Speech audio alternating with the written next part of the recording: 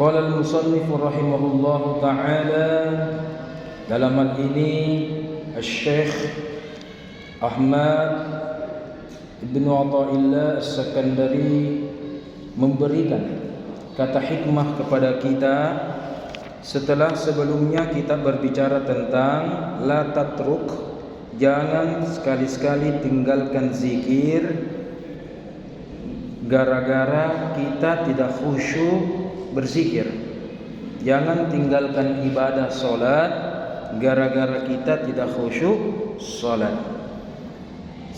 Karena ketika kita masih lalai dalam berzikir, itu lebih baik daripada kita sama sekali tidak mau berzikir. Daripada kita masih lebih baik kita tidak khusyuk dalam solat daripada kita tidak mau mendirikan solat. Kemudian kata hikmah berikutnya, di sini ada harapan dari Ibnu Athaillah kepada murid-muridnya, termasuk kita semua. Ia mengatakan, fa'asahu, semoga dia. Siapa dimaksud dia ini? Itu tadi ada orang berzikir tetapi takallupa, lalai. Di sini dikatakan fa'asahu, semoga dia yang berzikir itu ayyar fa'aka, min dzikri ma'a wujudi ghafla ila dzikrin ma'a wujudil yaqadhah. Semoga dari zikirnya yang lupa itu Allah mengangkat zikir kita menjadi zikir yang sadar, dan dari zikir yang sadar kita terangkat menjadi zikir yang hudur, dan dari zikir yang hudur kita terangkat dari zikir yang ghaibah, dan seterusnya. Di sini dikatakan bahwa kultu. Kalau kultu ini berarti yang berkata adalah Ahmad Zarruq. Walau lam takun laka muqaddimah dzikrin. Engkau tidak bisa meraih manfaatnya zikir kalau tidak mengawali muqaddimah dari zikir. Apa itu muqaddimah zikir? Melakukan zikir.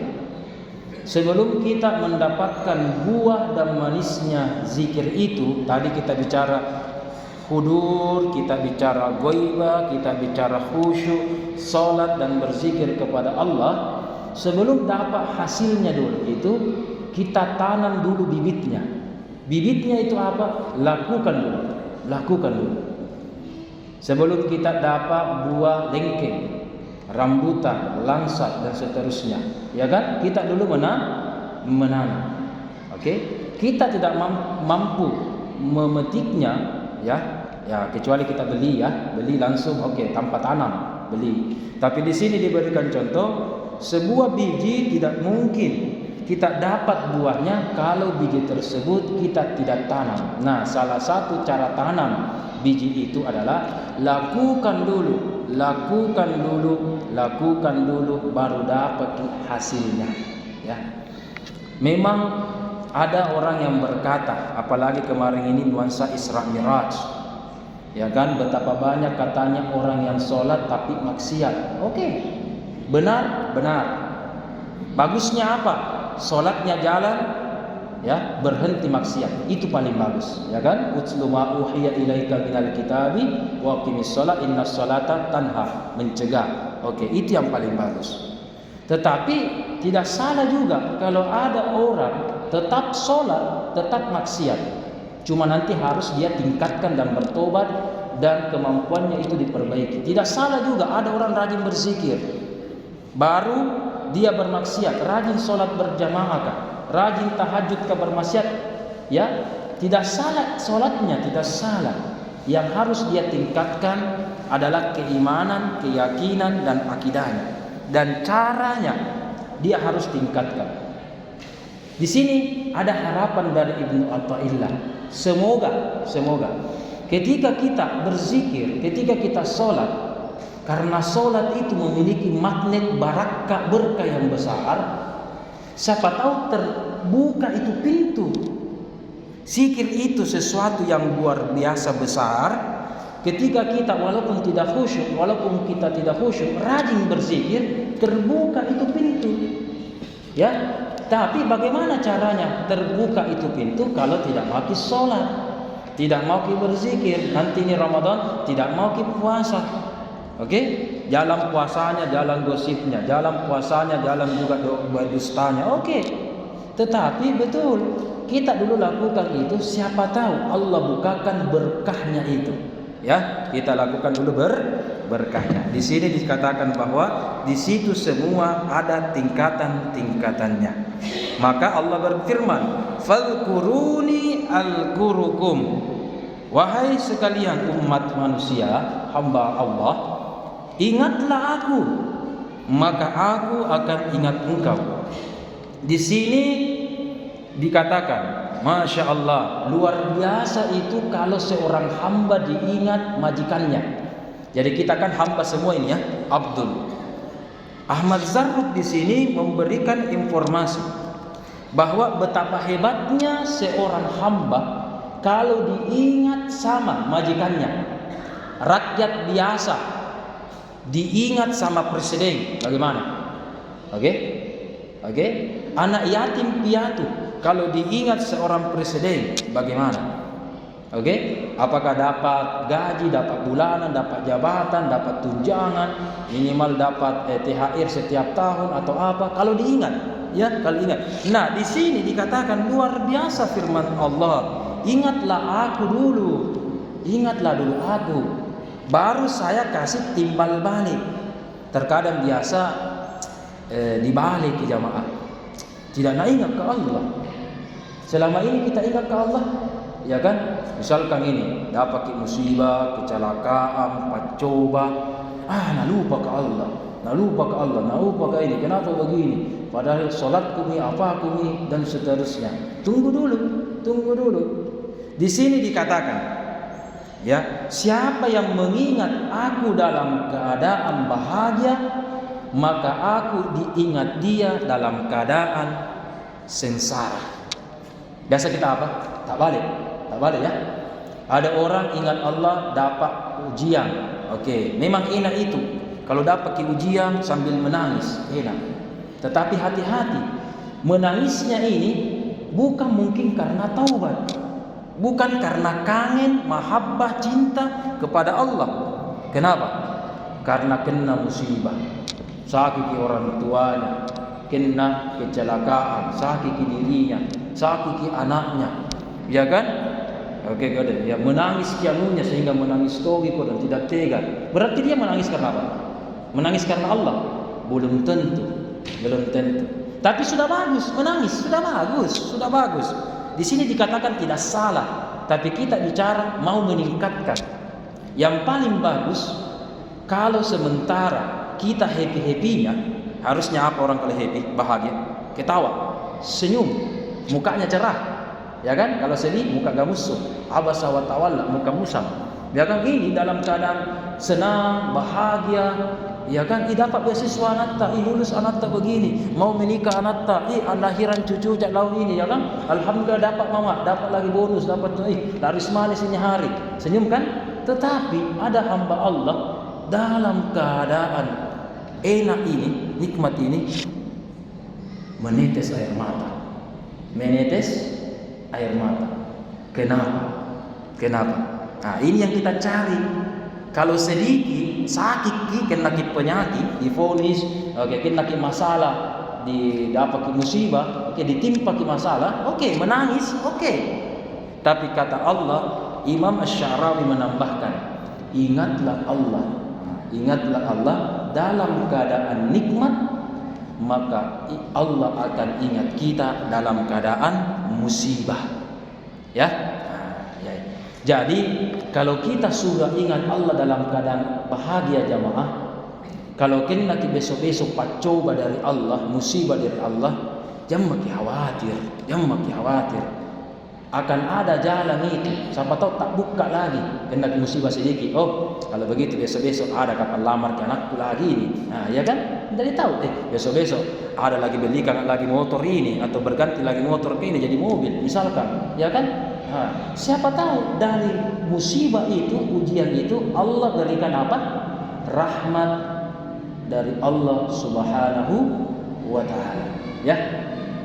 Saya tidak ada di kitab ini, Saya kemarin waktu masih pesantren mendengar peristiwa tsunami di Aceh itu, ya.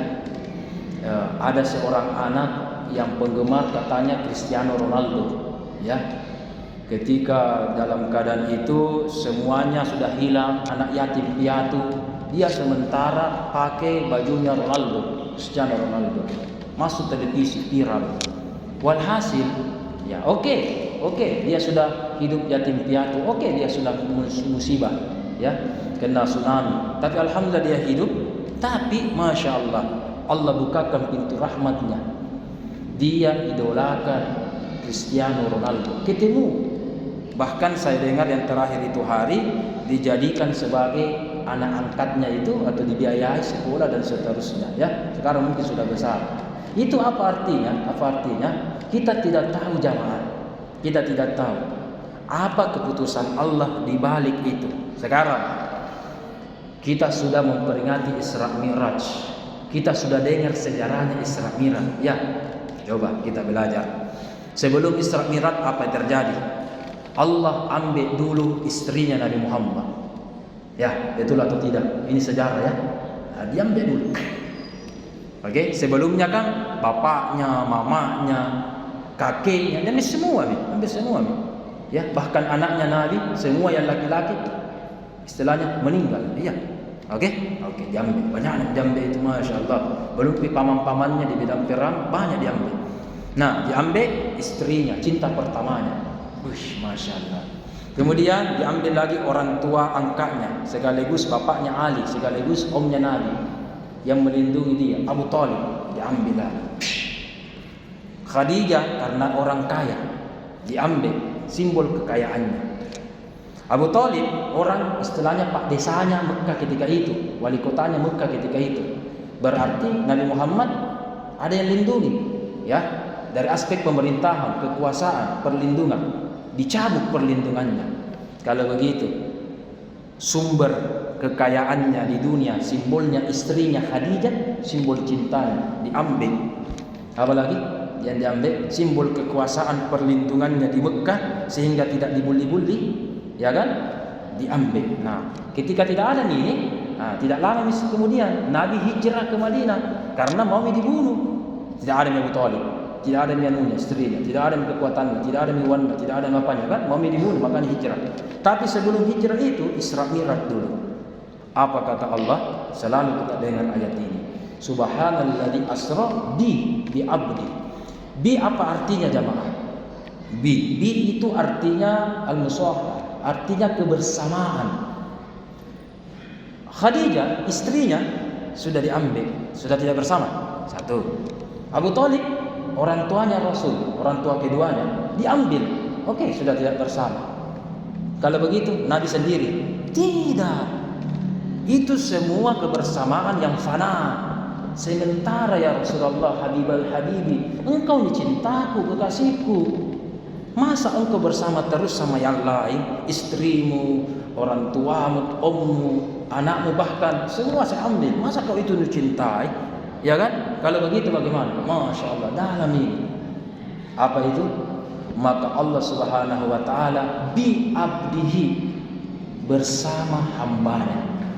Maka Allah memberikan kata-kata bi, ya, yaitu Allah mau bersama hambanya. Seakan-akan saya melebihi intim kebersamaanmu dengan istrimu.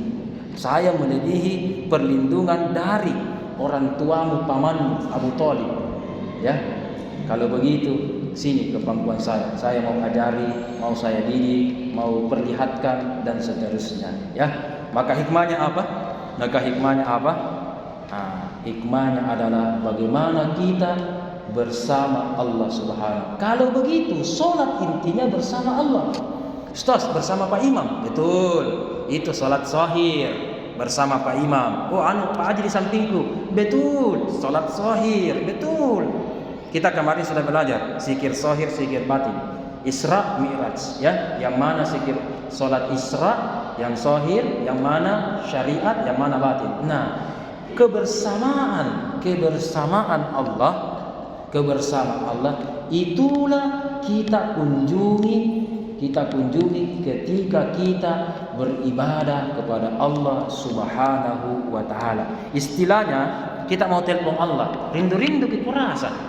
Ya biasa anak di pesantren, merantau, sudah di luar, menikah, cucu tak rindu-rindu ki, ya kan? Kita biasa video call, cu, kenapa gitu? Ya kan rindu-rindu ki. Kenapa setiap hari kita menelpon kakek, mama kenapa setiap hari kita tidak rindu-rindu kana?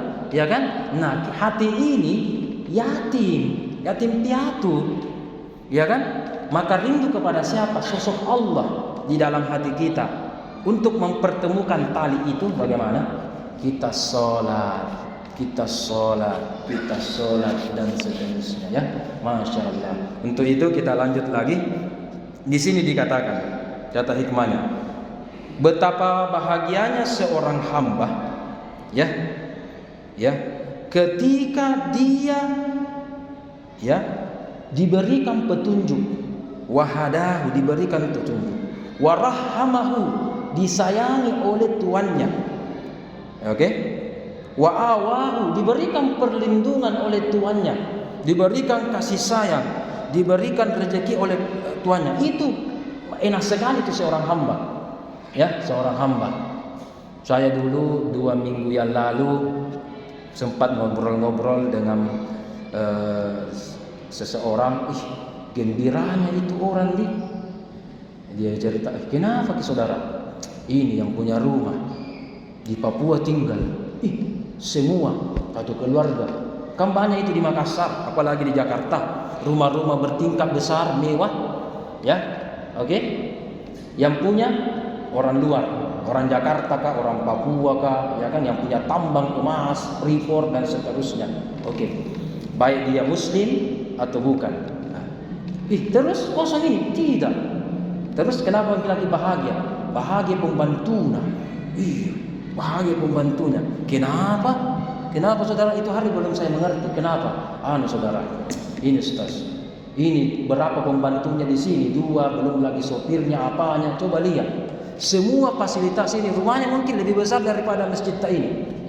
Ya kan? Rumah tak lagi seperti ini, luar biasa.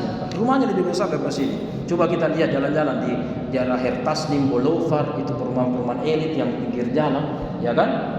Kita lihat itu sunyi-sunyi. Beda itu daerah saya di utara, rumahnya peta-peta, ya kan, 3x4, 2x2, tapi anaknya 7, ya kan? Itu pun kontrakan. Satu kali kebakaran beberapa tahun yang lalu, 300 rumah langsung habis, ya kan? Nauzubillah. Itu hari awal-awal 2000-an.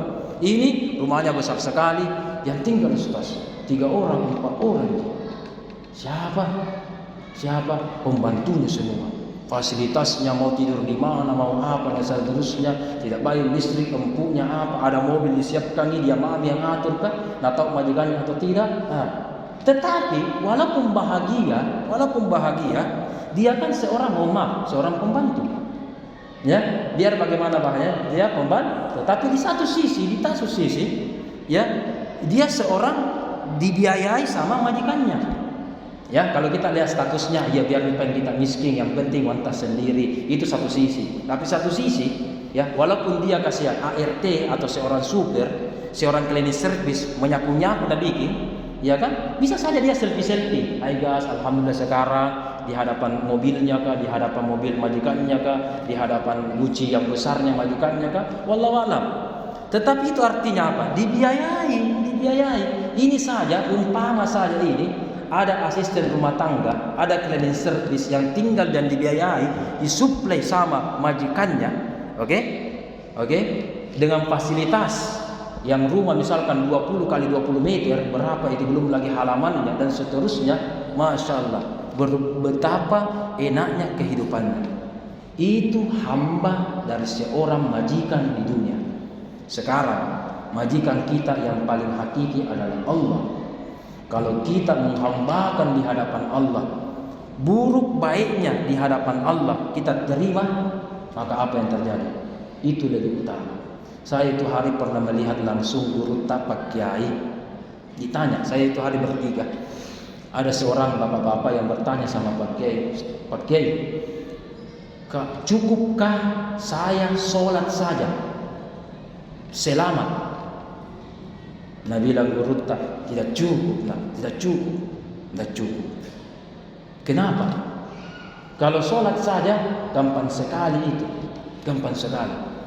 Tetapi engkau harus tingkatkan dirimu menjadi orang yang bertakwa.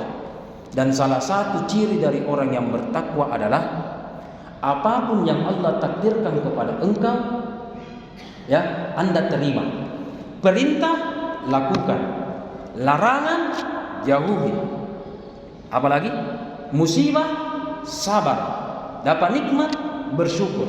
Jadi apapun dari hamba Allah, dari Tuhan ini, dari Allah kepada hambanya, lakoni, itulah kunci keselamatan dunia akhirat. Itu berarti seakan-akan Alinda Guru tak mengatakan bahwa itu sholat secuil. Coba kita lihat tadi, perintah lakukan, larangan tinggalkan. Berarti sholat bagian dari perintah, ya kan? Berarti masih kecil itu. Oke, betul. Belum lagi perintah Allah kan banyak, sholat, puasa, zikir, masih banyak. Elemennya apa? Coba lihat. Perintah Allah lakukan, larangan Allah jauhi. Takdir baik syukuri, takdir buruk sabar. Itu kalau ini 4 kita lakukan, itulah orang-orang yang bertakwa, ya, melebihi yang lain. Terkadang kita begini jamaah, kita biasa, ini sifatnya manusia, ya, sifatnya manusia. Saya juga, kita juga semua rata-rata namanya suka mengeluh. Sakit mengeluh, ya kan? Cocok. Apalagi menderita mengeluh, oke, cocok. Ada masalah tak mengeluh, cocok. Oke, ada orang begitu. Oke. Allah memberikan informasi kepada kita, sebaik-baik tempat mengadu cuma kepada Allah. Untuk kedua kalinya saya sampaikan, sebelum kita lanjut ini, tentang bagaimana hamba dan Allah dan zikir ini. Untuk kedua kalinya saya sampaikan bahwa kita itu dalam beribadah kepada Allah yang boleh cuma mengadu, yang boleh mengadu, dilarang keras mengeluh. Apa bedanya Ustaz? Mengadu dengan mengeluh? Apa bedanya? Sama-sama beda. Kalau mengeluh, ada kita salahkan. Apakah Allah paling parah ini? Kalau kita salahkan Allah, ya Allah, sambayang tapi kenapa nusaraya begini? Tidak adil lu. Itu paling parah itu. Akidah kita kasih lurus. Kita belajar al-hikam, ilmu hikmah ini kita harus luruskan. Oke? Kalau mengeluh orang lain, kita gara-gara kau anakku, gara-gara kau begini, kenapa kisah gara-gara kau tak butuh manuku, gara-gara kau, ya kan? Gara-gara kau kita menjual di sini, kotongku menjual, gara-gara kau kurang menuku, ya kan? Lari langgananku, lari anuku, lari beginiku, gara-gara kau, misalkan, ya. Berarti apa? Ada yang dikambing hitamkan. Dirinya kamu gara-gara saya, gara-gara saya. Ada yang dia kambing hitamkan, itu kurang tepat. Itu namanya mengeluh. Ya, diri sendiri disalahkan, orang lain disalahkan, siapa lagi disalahkan? Lebih parah, Allah disalahkan. Nauzubillah. Akidahnya harus diperbaiki. Yang boleh apa? Mengadu, jangan ada salahkan. Cukup kita menyebutkan kekurangan kita. Hari ini kita keterbatasan ekonomi. Jangan bilang ya Allah gara-gara itu. Ya Allah tidak ada ijazahku, tidak dipasikolah mamaku sehingga maka mendaftar PNS tidak selesai kak. Gara-gara mamaku itu tidak pasikolah kak apa, ya kan? Saya masih kenal itu orang-orang tua di sana dulu, terutama di daerah utara sana, memang disuruh kerja. Saya memang Ustaz tidak sanu kak, karena disuruh kan memang kerja. Buat apa itu sekolah? Kerja nih, bantu mak ini, ya kan? Nah, sehingga tidak ada nih ijazah. Gara-gara ini, jangan begitu. Apa yang kita sebutkan? Ya Allah, hamba-Mu ini orang miskin. Ya Allah, hamba-Mu ini orang lemah ekonomi. Sementara ada 5 amanah yang Engkau berikan kepada aku. Ya, 1 istriku. Ya, dan 4 anakku. Berarti 5 semua, ya kan? Maka ini yang saya harus bertanggungjawabkan di hadapan-Mu ya Allah. Ya, masuk lagi. Coba lihat bagaimana masuknya itu.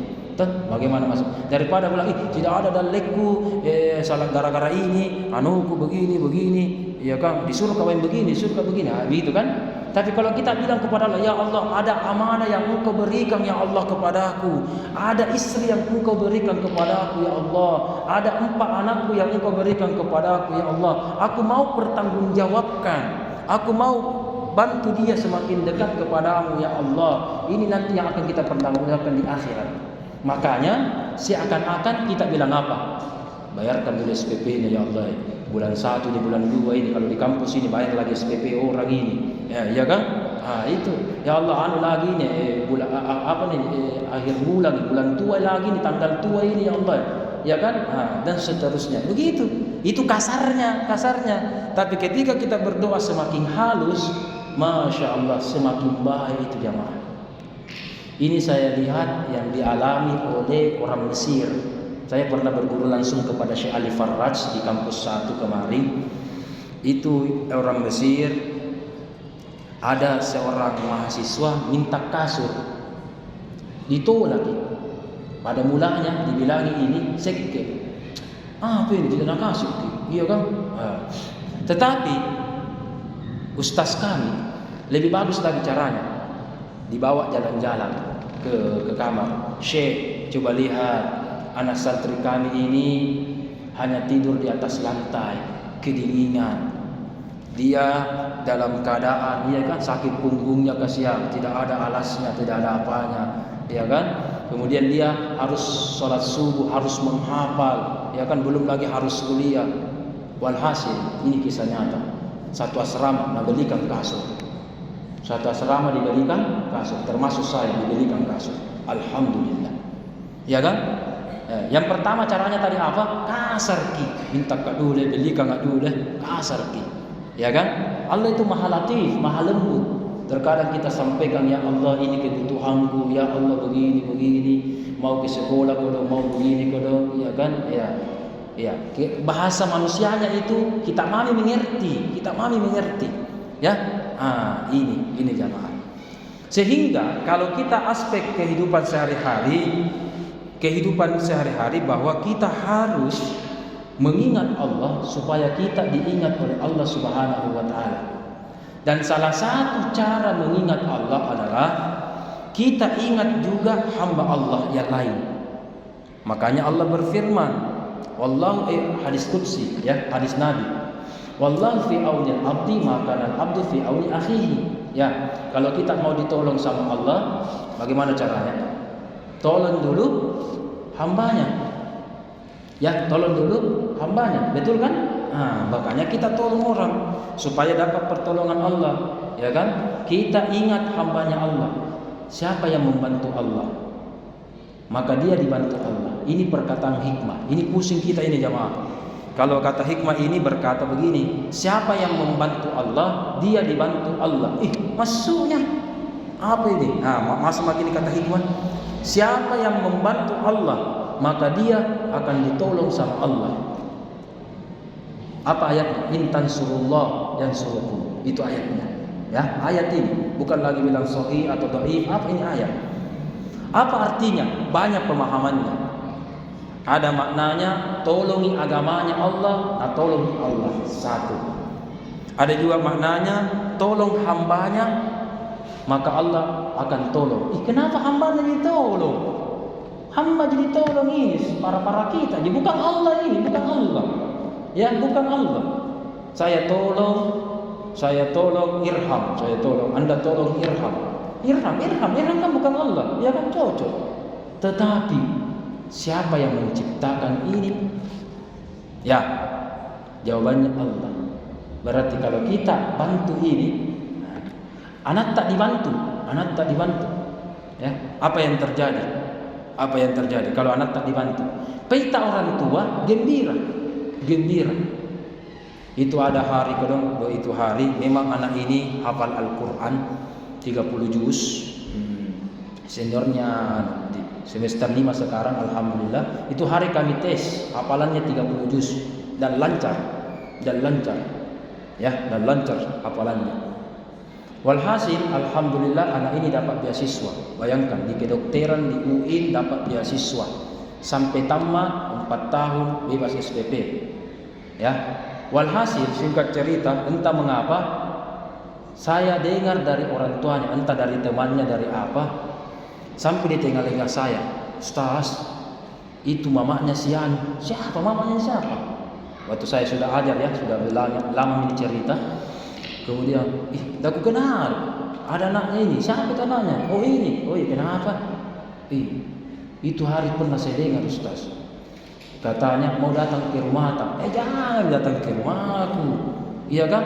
Saya ini bukan kenalan, bukan apa. Saya kasihkan lolos karena memang hafalan tak bagus. Dapat beasiswa memang layak. Ada beda Ustaz. Besok-besok kalau ada acara tak tanya ke dia. Atau acara akikah kah, naik rumah kah, atau ada saudara tak menikah kah, atau apakah, mau sekali katanya kita, tidak, saya tidak kenal. Tapi karena kita, itu ya, kita bantu tapi secara yang baik ya, kita bantu anaknya, ternyata orang tuanya juga bahagia, begitu, oke? Begitu pula hamba, ketika seorang hamba ditolong, Allah majikan kita merasa juga terbantu. Makanya tidak ada itu salahnya jamaah kalau kita saling tolong menolong. Ya, sekarang ada Pak RT, ada Pak Lurah, Pak RW. Tapi ingat juga, terkadang tolong menolong kita juga harus tahu diri. Ya, oke. Sekarang kita bahas sedikit gratifikasi atau sogo dengan hadiah. Beda tipis.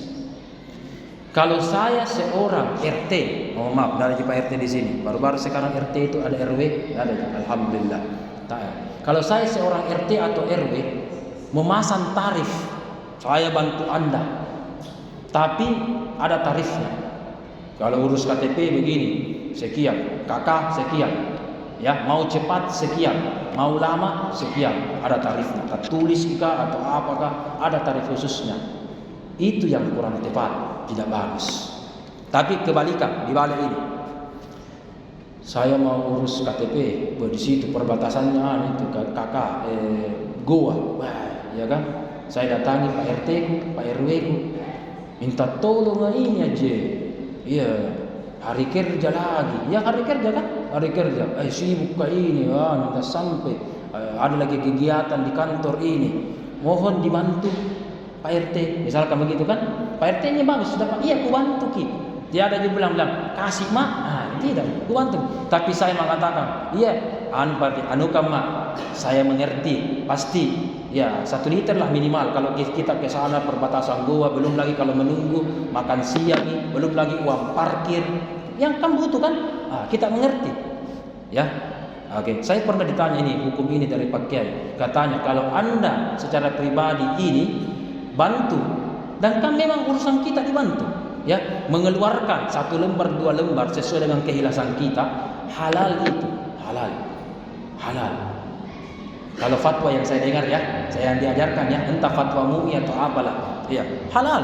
Yang penting ini jangan pasang tarif, jangan pasang tarif. Harus begini Pak, mana pengundang-undang kalau ada tarifnya, ya kan? Tapi kalau saya suka rela, saya mengerti, oh iya tahu. Merokok ada uang rokoknya, ada anu. Saya yang dibantu, saya suruh orang, saya minta tolong sama orang. Ada bensin nak kasihan, ya, menunggu lagi capek, oke, belum lagi mau makan di sana, belum lagi ada uang parkirnya. Masa kita tomo kodong minta tolong, ini tomo kodong yang suruh bantu ki apa suruh duit? Di mana itu cara membantunya kalau begitu? Iya kan? Kita suruh dibantu, kita lagi ambil lagi warna kalau begitu, berarti kita kasih keluar warna itu, ya kan? Biar mau berapa, ya kan? Dah sampai 1 juta, 2 juta ya, uang makan, uang parkir, uang bensin, ya kan? Dan seterusnya. Nah kalau saya kasih, ini pernah ada kasus ini, bagaimana itu pakai? Boleh jinak, boleh. Yang penting sukarela dan tidak ada pasang tarif. Tidak apa-apa begitu. Gratifikasi, mana gratifikasinya? Tidak ada namanya akad.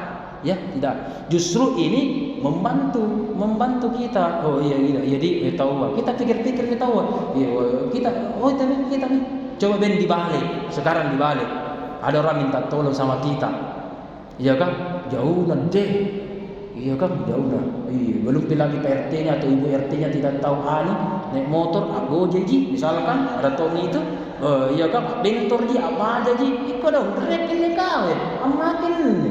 Iya kan? Amakin nih. Iya, belum lagi di sana dong, macam mana menunggu uang parkirna, sampai siang ini menunggu. Iya kan?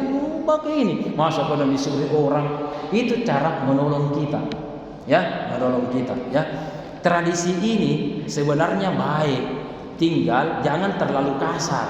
Kalau terlalu kasar itu tadi yang pasang tarif bisa menzolimi jamaah, bisa menzolimi. Ya harus begini. Enggak boleh, harus begini. Ya kan? Tidak ikhlas, tidak apa orang. Ya kan? Bisa dilapor atau apa. Bagaimana caranya mau dilapor kalau begini? Mana sogo-sogonya? Tidak ada tahu sogo-sogonya. Ya, dan seterusnya. Jadi tidak kena lagi pasal kalau begini. Ya, insyaallah. Kalau menurut Gurutta ya. Kita lanjut. Weh, sedikit mami, 5 menit mami. Ada yang ingin bertanya? Tutup dulu sedikit lagi. Siapa tahu ada tadi bertanya, ada tadi pro kontra, silakan. Ada mungkin yang mau tambahan, ada masukan, ada Haji samping ketua. Andalanku saya bapak ini. Saya suka ini bapak ini karena memang ya dari bapak ini berawal dari buku Iblis Menggugat. Kalau tidak salah ini buku lama, buku 90-an. Ya, oke. Dikatakan ceritanya ini tadi bapak cerita. Untuk ibu-ibu mungkin belum dengar. Tadi dari yang bapak kita ini mengatakan bahwa berawal dari sebuah buku Iblis Menggugat. Ketika Iblis menggoda Adam, kemudian katanya Iblis ditanya, "Kenapa kau goda Adam?" Ya. Kemudian Iblis mengatakan, "Iya. Apa tadi? Karena siapa yang goda saya?" Iya. Oh begitu. Oh, Nabi Adam ditanya, "Siapa goda Anda ini?" Iblis. Kalau begitu Iblis ditanya, "Siapa yang goda?" Begitu. Ya. Siapa goda Iblis? Siapa goda Iblis? Si goda-goda nih, Pak goda. Oke, singkat 1 menit dulu sejarah. Ya, sejarah. Bukan ketika ini dilaknat saja iblis, bapak-bapak, ibu-ibu. Pertama kalinya dilaknat dan digugat iblis itu ketika sebelum terjadi makam buah khuldi. Ya, makam buah khuldi itu dilaknat memang. Buku itu sebenarnya menarik dibaca sampai tuntas, bapak-bapak. Kenapa? Di situ dalam Al-Quran diabadikan ada 2 gugatan atau doanya iblis kepada Allah dan Allah kabulkan. Ya, la uqwiyanna. Yang pertama, saya akan goda Adam, istrinya dan keturunannya. Dari dapat izin, dapat lisensi bapak.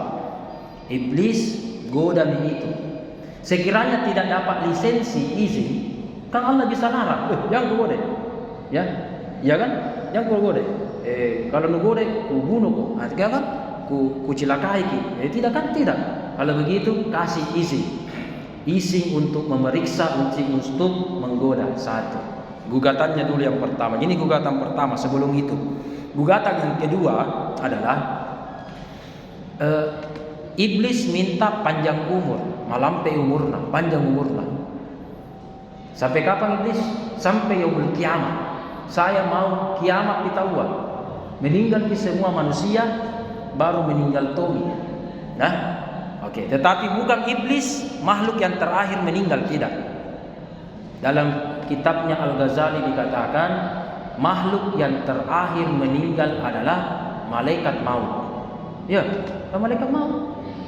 Yang sebelumnya malaikat Jibril. Malaikat Jibril yang paling jadi bertiga dulu ini. Bertiga, Jibril, malaikat maut, Allah. Kemudian ini Malaikat maut, bosnu, ambeki Jibril. Oke. Tinggal berdua mami.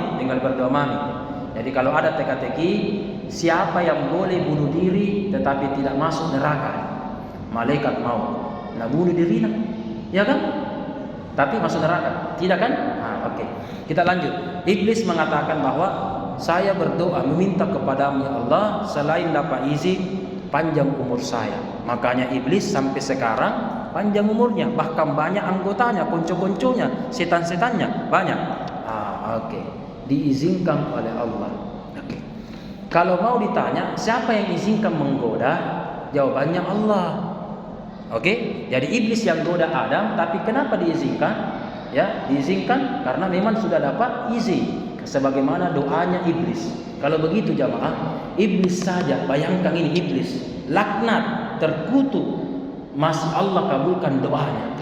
Celaka itu kalau tidak dikabulkan doa, nah sembahyang kita, ya kan? Masya Allah, itu hikmahnya itu. Oke, kita lanjut. Kalau begitu siapa yang izinkan dulu? Iblis menggoda Adam. Jawabannya Allah yang izinkan. Sebagaimana permintaannya, apalagi iblis dikabulkan. Ya, Kemudian yang kedua, kalau begitu siapa yang goda iblis? Maka yang goda iblis adalah nafsu atau dirinya sendiri. Oke? Karena iblis memiliki nafsu, tidak punya akal. Kita rupa tahu dua, ada akal tak, ada nafsu tak, ada hati tak, kolbu tak. Iblis tidak ada. Dia hanya punya nafsu. Ya kan? Contoh itu nafsu apa? Tidak mau dikalah. Dan sifatnya nafsunya cuma nafsunya api. Kita rupa tahu empat: tanah, angin, air, apalagi satu? Api. Nah, seperti avatar. Ini cocok kalian ya. Jadi tanah, air. Kita ini rupa tahu empat. Ditiunya.